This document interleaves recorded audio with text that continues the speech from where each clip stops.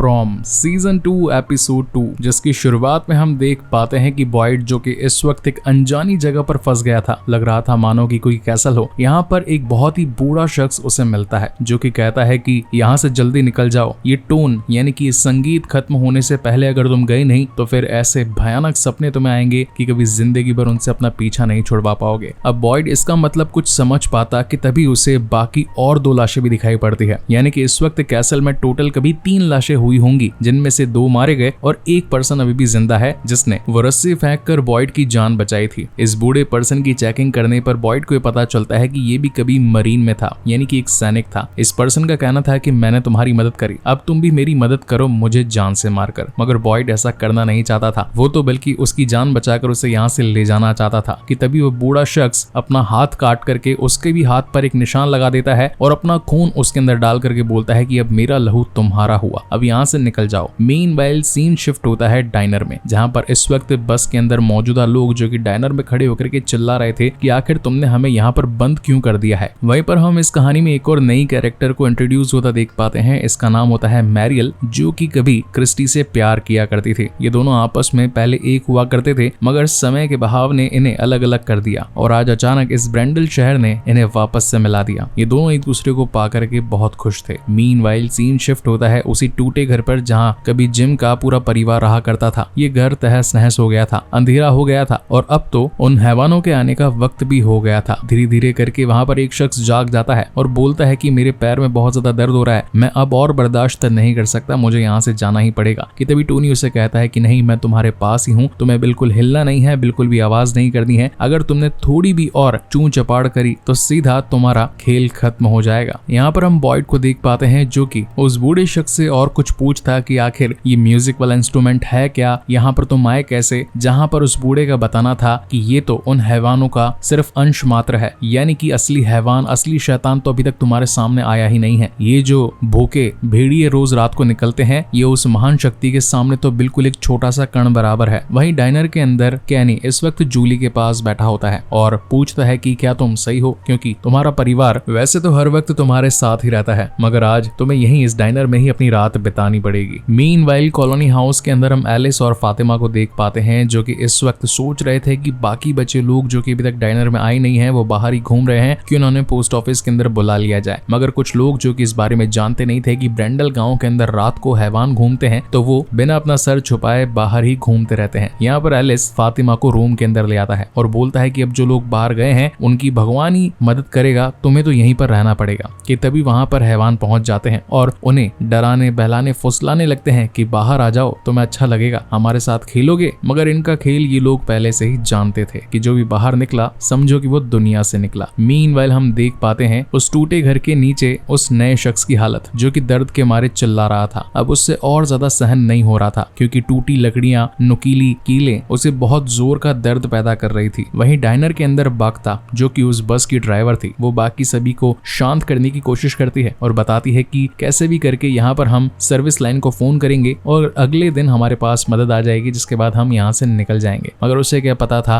कि यहाँ पर कोई भी हेल्पलाइन, कोई भी नंबर, कोई भी पुलिस वाले मौजूद नहीं है। यहीं पर रैंडल नाम के एक शख्स को गुस्सा आ जाता है और वो कैसे भी करके यहाँ से निकलना ही चाहता था, इसीलिए उसने कैनी की गन लेकर के उसे गन पॉइंट कर लिया और बोला कि अगर तुम लोग हमें यहाँ से जाने नहीं दोगे तो मैं इसका सर खोल दूंगा। वहीं सीन बॉयड पर शिफ्ट होता है जो कि इस वक्त ऑलरेडी परेशान था, उसे पता नहीं था कि वो है कहाँ पर, और ऊपर से उस बूढ़े शख्स ने उसका हाथ काट करके अपना खून उसमें डाल दिया था और बोला कि यहाँ से मशाल लेकर के बाहर निकल जाओ। अब बाहर जाते वक्त जब वो थोड़े कदम आगे बढ़ता है तो अचानक से वो जो कैसल वाली जगह थी वो गायब हो जाती है और वो अपने आप को जंगल में पाता है। वहीं डाइनर के बाहर जो बस मौजूद थी, अभी भी सारे लोग निकले नहीं थे, 2 लोग फिर भी मौजूद थे जिनमें से एक बूढ़ा बूढ़ी शख्स थे। कि तभी शैतानों को उनकी मौजूदगी का पता लग जाता है और वो धीरे धीरे करके अंदर आते हैं और फिर उनका खून पीकर आंतड़ियां फाड़कर पूरा मांस खा जाते हैं। वहीं दूसरी तरफ हम देख पाते हैं कि जंगल के अंदर बॉयड अब उसी ब्रेंडल गांव के पास में पहुंच गया था, मगर काफी सारे शैतान जो कि उसके पास से गुजर रहे थे वो कैसे तैसे अपनी जान बचाता हुआ निकल जाता है। मीनवाइल हम टबीता और विक्टर को देख पाते हैं जो कि कैसे तैसे लास्ट एपिसोड में उस गुफा से निकल करके अपनी जान बचाने में कामयाब हो गए थे और एक छोटे से ट्रेलर के अंदर आकर के बैठ जाते हैं। ये ट्रेलर विक्टर का ही हुआ करता था जहां पर वो अपनी काफी सारी पुरानी चीजें ला करके स्टोर कर दिया करता था और हमने फर्स्ट सीजन के अंदर देखा था कि वो हर बार पीचेस खाया करता था था तो यहाँ पर पीचेस के 1-2 डब्बे मिलते हैं जो कि वो हमेशा अपने स्पेयर के लिए रखा करता था और उन्हीं को खाकर के आज रात इनकी निकल पाती है कि तभी यहाँ पर बचता बचाता बॉयड पहुंच जाता है जिसे भी ये लोग सहारा दे देते हैं। दूसरी तरफ जो घर पूरी तरीके से टूटा हुआ था और जो शख्स जोर जोर से चिल्ला रहा था कि तभी वहां पर दानव आकर के उसे फाड़ करके खा जाते हैं। इनफैक्ट टोनी उसे बचाने की कोशिश करता है मगर वो भी बच नहीं पाता और जिम को सिर्फ चुप रह करके ही अपनी जान बचानी पड़ती है। अब इस खौफनाक मंजर के बाद में जोरदार चिल्लाहट के साथ पूरा जंगल गूंजने लगा था। पूरा ब्रंडल गांव उनकी चिल्लाहट से धर्रा चुका था। ये सभी लोग बस सुबह होने का इंतजार कर रहे थे। बड़ी मुश्किलों के बाद जैसे ही सुबह होती है तो ये लोग मैदान में टोनी और उस अनजान शख्स की फटी बॉडी को देख पाते हैं जिसको हर कोई देख करके हैरान था। और जब बाख्ता अपने बस में पहुंचती है उसे चालू करने के लिए तो उसे वहां पर बूढ़े बूढ़ी की बहुत ही भयानक लाश दिखाई पड़ती है, यानी कि वो भी जिंदा नहीं बचे थे। वहीं एपिसोड की एंडिंग में हम बॉयड को देख पाते हैं जो कि कल रात सभी ट्रेलर में मौजूद होने की वजह से बच गए थे, लेकिन सुबह इनके साथ अजीब बात ये होती है कि जो खून उस बूढ़े शख्स ने बॉयड के अंदर डाला था अब उसके हाथ में न जाने कैसे कीड़े चलने लगे थे। और इसी तगड़े सस्पेंस के साथ ये बेहतरीन एपिसोड यहीं पर खत्म होता है। तो गाइस वीडियो कैसा लगा let me know in the comment section. Next इसका एपिसोड जल्द ही आने वाला है, सो तब तक के लिए keep watching and stay safe. मिलते हैं अगले वीडियो में।